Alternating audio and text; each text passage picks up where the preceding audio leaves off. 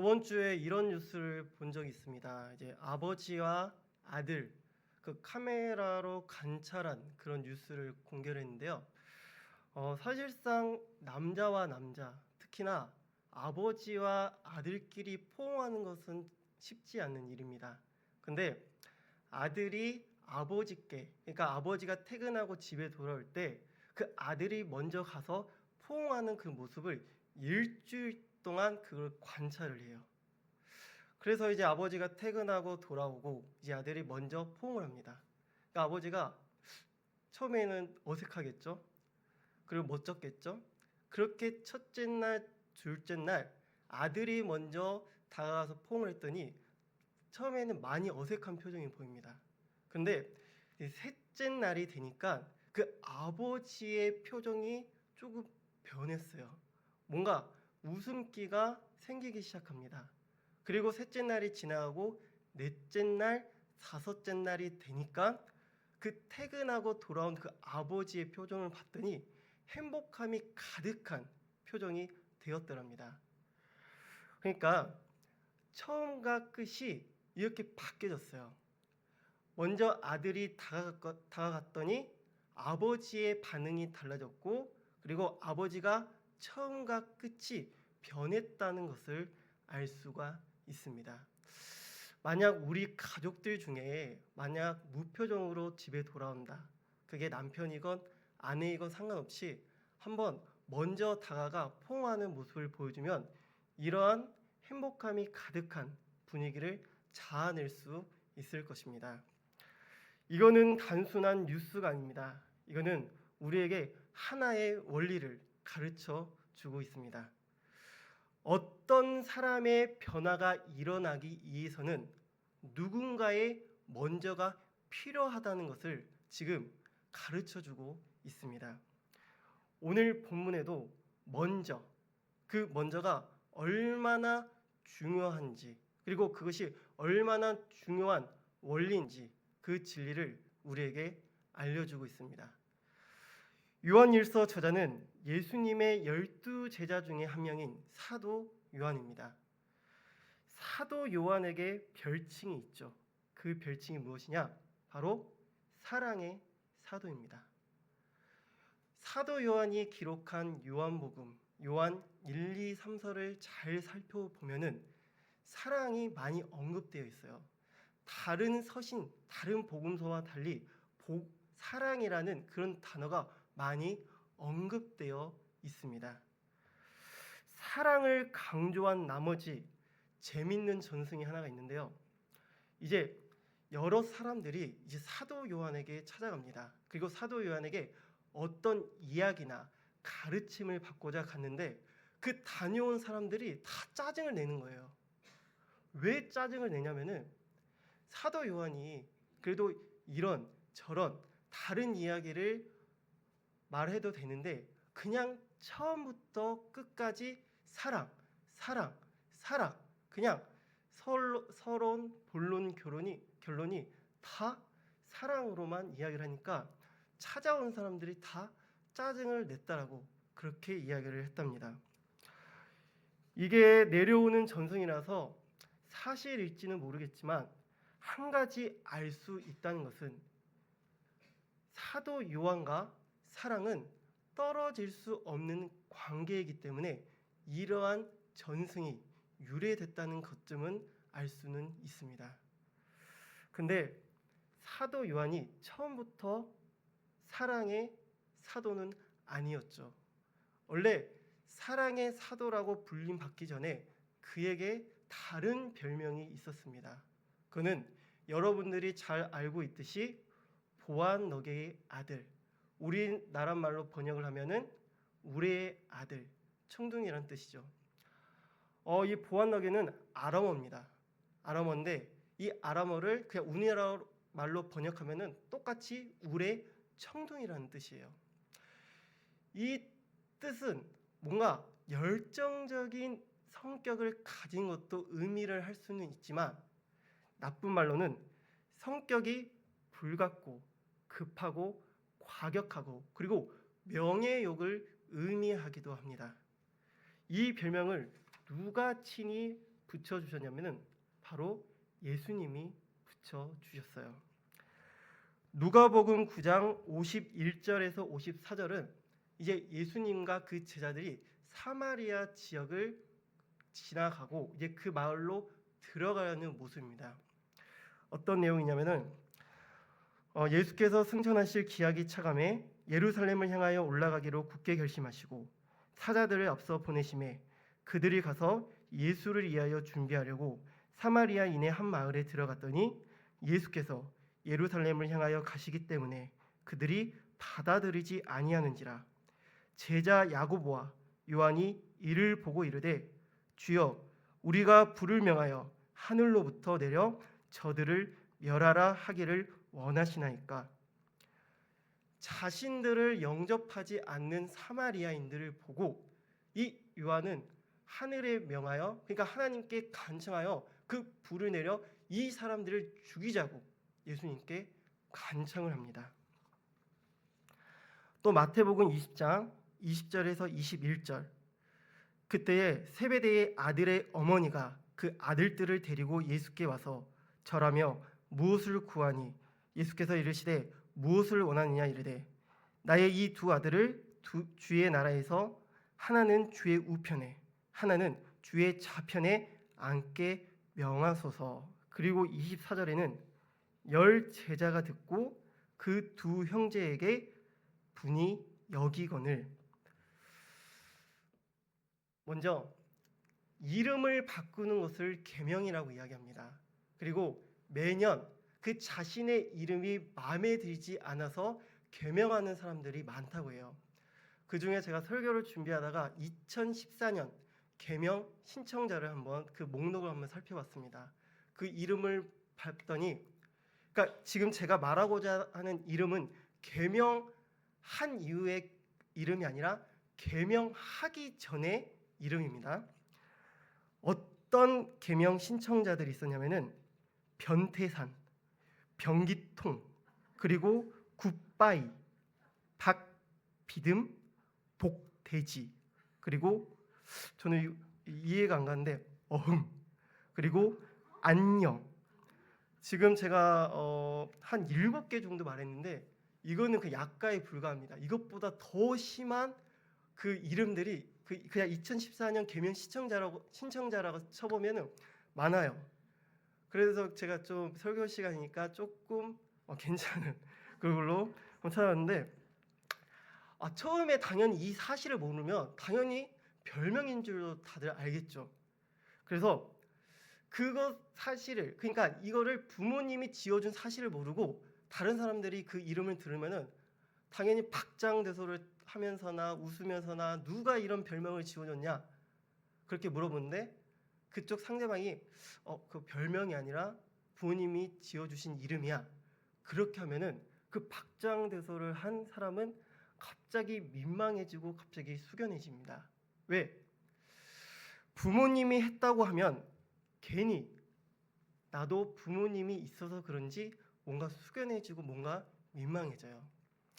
왜 이 이야기를 했냐면은 야고보와 요한의 어머니가 예수님께 찾아가 주의 나라에서 주의 우편과 좌편을 달라고 이야기를 합니다. 그 제자들이 만약에 그 어머니가 그렇게 요청을 했는데 누가 어머니에게 뭐라 할 사람이 있을까요? 그리고 그게 만약 어머니의 독단적인 행동이었다면 당연히 그 10 제자들이 그 야고보와 요한에게 화를 내지 않았을 것이죠. 그럼에도 제자들이, 그 10 제자들이 야고보와 요한에게 화를 냈다는 것은 우리는 어떻게 무엇을 알 수 있냐면, 그는 어머니의 독단적인 행동이 아니라 야고보와 요한이 어머니를 시켜서 그 자리를 달라고 이야기했다는 것을 알 수가 있습니다. 그래서 그 10째 자들이 알고 야고보와 요한에게 화를 냈던 것이죠. 그만큼 그 주의 좌편과 우편을 달라는 것으로 보아 요한은 명예욕이 높았던 사람입니다. 요한은 불같은 성격 그리고 명예욕을 지니고 있었어요. 그리고 그거는 예수님을 만나기 전에 이미 갖고 있었던 성격이자 본성이었습니다. 그런데 그러한 요한이 어떻게 해서 그 사랑의 사도가 되었을까요? 어떤 것 때문에 요한을 사랑의 사도로 만들었을까요? 인생을 살다 보면 다들 알고 계신 부분이 있습니다. 시간이 흘러도 강산은 변하는데 절대 변하지 않는 것이 있으니 그게 무엇이죠?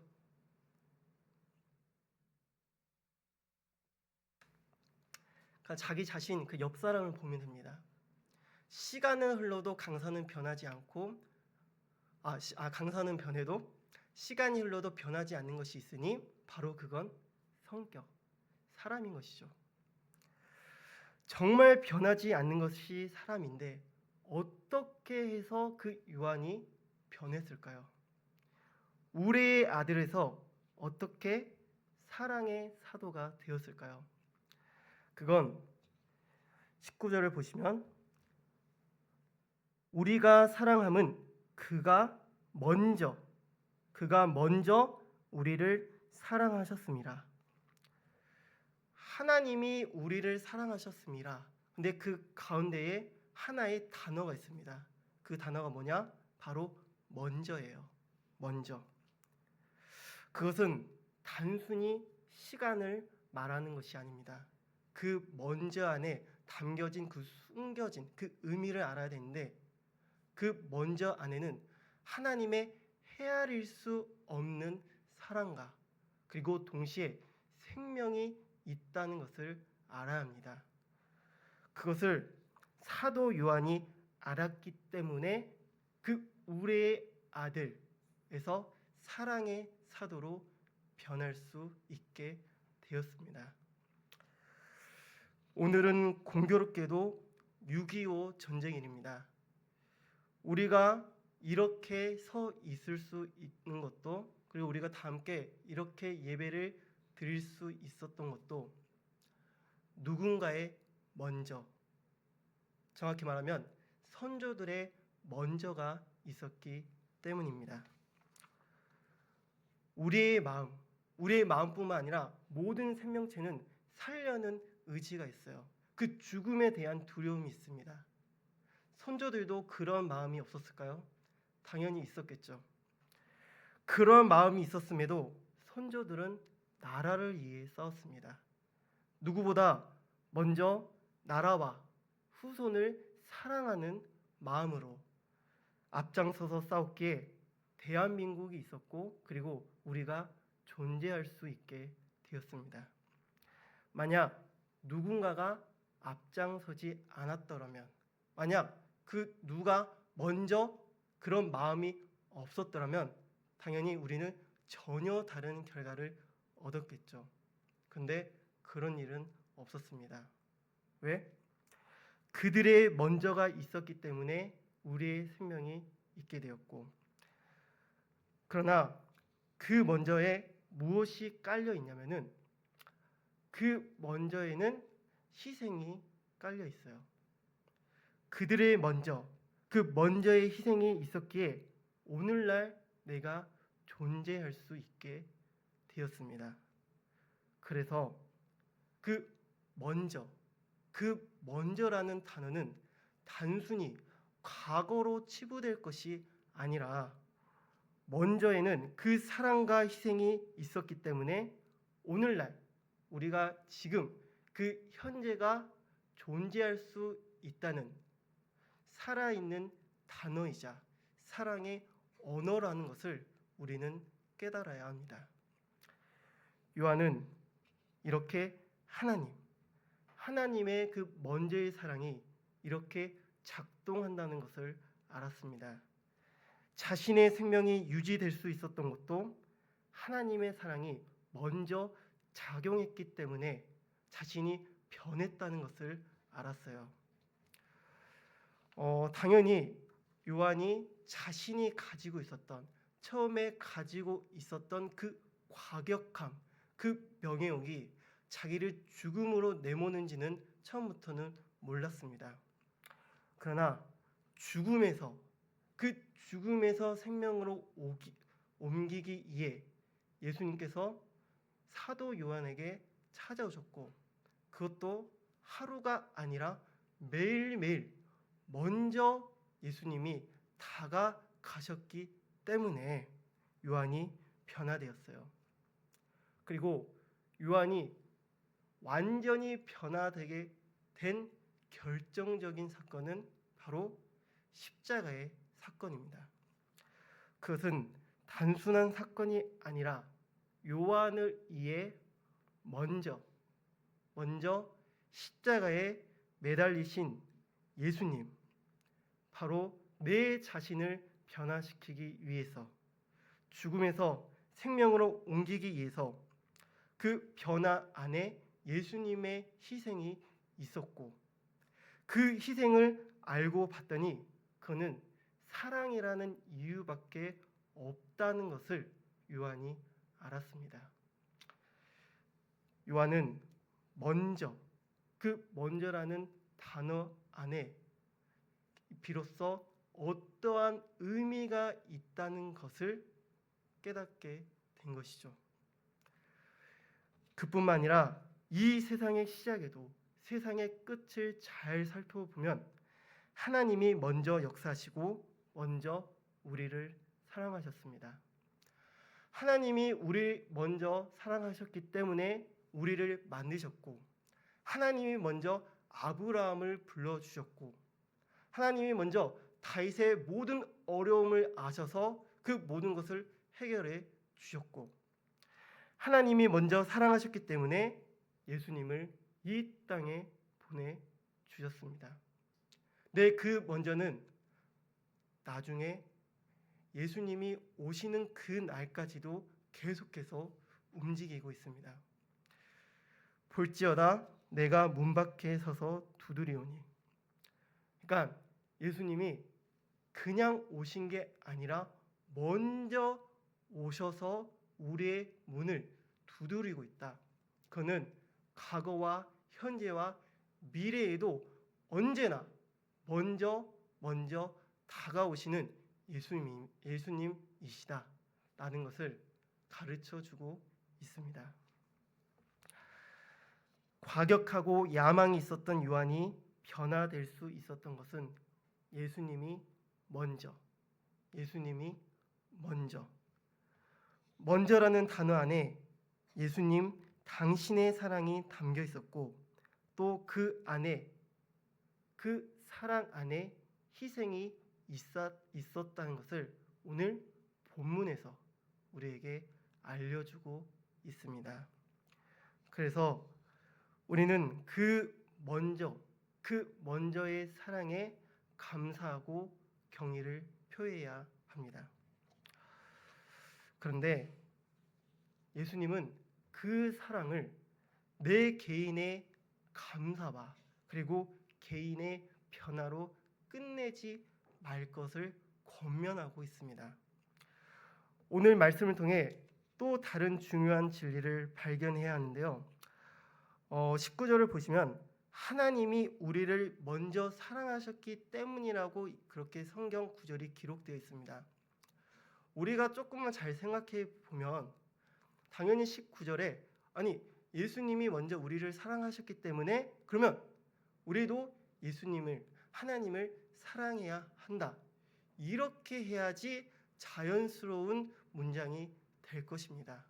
그런데 20절을 보면은 중간에 어떤 대상자가 등장을 하냐면 20절을 잘 보시면 갑자기 사랑과 하나님을 이야기하시다가 갑자기 형제라는 대상자가 등장을 합니다. 여기서 왜 형제를 언급을 했을까요? 이러한 문구를 들어보신 적이 있을 겁니다. 고인물은 뭐하기 마련이죠? 맞습니다. 고인물은 썩기 마련이죠. 그 기본적인 이치는 조금만 둘러봐도 알 수가 있습니다. 물은 계속 흘러야지 썩지 않습니다. 만약 물이 흐르지 않고 고인다면, 그리고 그 고인 물은 나중에 썩은 물이 되어요. 썩은 물은 무엇을 의미하냐? 사람의 살이 썩는다는 것은 죽음을 의미합니다. 그런 것처럼 썩는 물은 죽음을 의미하죠. 또한 생명체 안에 있는 피도 마찬가지입니다. 우리 안에 피가 있죠. 근데 피가 멈춰 있다고 한번 생각해 봅시다. 그러면 그것은 무엇을 의미하냐? 그것은 사망, 죽음을 의미하죠. 피는 계속 우리 몸에서 계속해서 흘러야지 우리의 생명을 유지할 수가 있습니다. 여기서 그 하나님의 사랑의 원리를 발견할 수 있습니다. 하나님께 받은 사랑을 나만 간직한다면 그거는 썩어질 수 있다. 그것은 멈춰 있는 사랑이기 때문에 그 사랑은 죽음밖에 없다. 우리가 받은 사랑을 흘려보내야지 그 사랑은 죽지 않고 생명을 유지할 수 있다는 것을 우리는 알아야 합니다. 하나님이 먼저 우리를 사랑하신 것은 당연히 우리를 변화시키고 우리의 생명을 이해하는 것도 있지만 먼저 받은 사랑을 우리도 흘려보내야지 그렇게 해야만 생명이 순환된다는 것을 우리는 알아야 합니다. 오늘은 6.25입니다. 6.25가 발발한 지 75주년이 되는 해이기도 합니다. 선조들이 나라를 위해 싸우고 우리 나라를 지켜준 그 희생을 기억하고 감사하는 날이죠. 그런데 그 날을 단순히 기억하고 감사하는 것으로 끝내서는 안 됩니다. 우리도 선조들처럼 흘려보내야 돼요. 선조들이 나만 살면 돼 그렇게 했다면 어떠한 결과를 초래했을까요? 그들도 죽지 않을까 두려운 마음이 있었음에도 자신의 목숨을 아끼지 않고 나라와 후대를 위해 흘려보내는 그 사랑이 있었기 때문에 우리가 이 자리에 존재할 수 있게 되었어요. 우리 그리스도인들도 그래야 합니다. 하나님의 사랑을 누구보다 먼저 받은 자들로 하나님께 받은 사랑을 자신에게 끝내지 않고 다른 사람에게 그 사랑을 보내야만이 우리가 받은 그 사랑이 썩지 않고 죽지 않고 계속해서 움직이고 생명력을 유지할 수 있다는 것을 알아야 합니다. 이제 교회학교 여름 사역이 다가오고 있습니다. 근데 매년 여름 사역이 온다고 해서 그런 단순한 행사로 치부해서는 안 됩니다. 여름 사역이 찾아왔네. 그렇게 무관심으로 방조해서는 안 됩니다. 오늘 주신 말씀, 그 주신 말씀으로 깨달은 것이 있다면 우리 아이들 그리고 학생들에 비해 내가 먼저 하나님께 사랑을 받은 자이기에 그 사랑을 흘려보내야만이 나와 너, 우리의 모든 생명이 살 수 있습니다. 이 말씀을 듣고도 그래도 나만 믿으면 좋지. 나만 하나님 사랑 받으면 되지. 만약 그러신 분이 있다면 그런 생각이 우리 아이들 그리고 우리 학생들의 생명을 위협하고 있다는 것을 깨달아야 합니다. 주신 말씀을 깨달아 정말 말만 사랑을 떠드는 것이 아니라 여름 사역이 언제 하는지, 여름 사역이 어떤 주제가 있는지, 또 각 기관마다 부서마다 어떤 것이 필요하는지 그런 깊은 관심과 기도가 있어야 합니다. 그리고 누구보다 내가 먼저 그 여름 사역을 위해 목적 헌금을 내서 우리 아이들, 학생들의 영혼을 살리는데 큰 도움이 된다는 그 사실을 주지하기를 바랍니다. 그런 모습이 하나님께 먼저 사랑을 받은 자로서 모범을 보이는 일이요.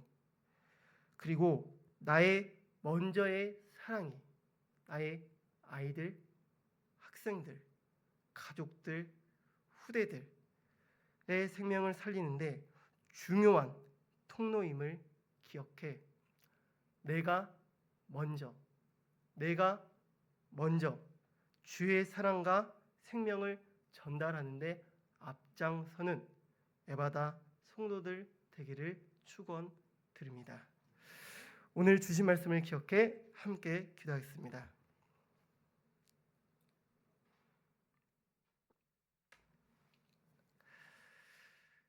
사랑의 주님, 주님의 그 먼저의 사랑이 없다면 우리는 존재할 이유가 없음을 고백드립니다. 당신의 먼저의 사랑이 있었기에 우리는 이 자리에 서 있게 되었으며 연약하고 무지막지한 우리가 변화될 수 있었고 그리고 그 변화가 일어났기 때문에 우리의 생명이 살아날 수 있었습니다. 이러한 사실을 우리 영혼에 각인시켜 주셔서 하나님께 감사로 고백하는 에바다 성도들이 되게 하여 주옵소서. 하오나 주님은 여기서 한 발짝 더 나가야 한다는 것을 가르쳐 주고 있습니다. 감사는 하되 개인의 감사로 끝내는 것이 아니라 하나님께 사랑을 먼저 받은 자로서 이제 형제들에게 그 사랑을 전달하고 그 사랑을 위해 노력하고 희생하는 모습을 보여야만이 생명이 끊이지 않고 그리고 주님 안에서 영원히 생명이 순환된다는 중대한 원리와 진리를 가르쳐 주셨습니다. 주님, 나에게 주신 이 소중한 사랑을 내 안에서 썩지 않게 하시고 끊어내지 않게 하셔서 이 사랑을 가족들, 후대들, 더 나아가 여름 사역에 참여하는 아이들, 학생들에게 전달하며 그들의 생명을 살리는데 앞장서는 참된 믿음의 자녀들이 되게 하여 주옵소서. 이 모든 말씀 예수 그리스도의 이름으로 감사하며 기도드립니다. 아멘.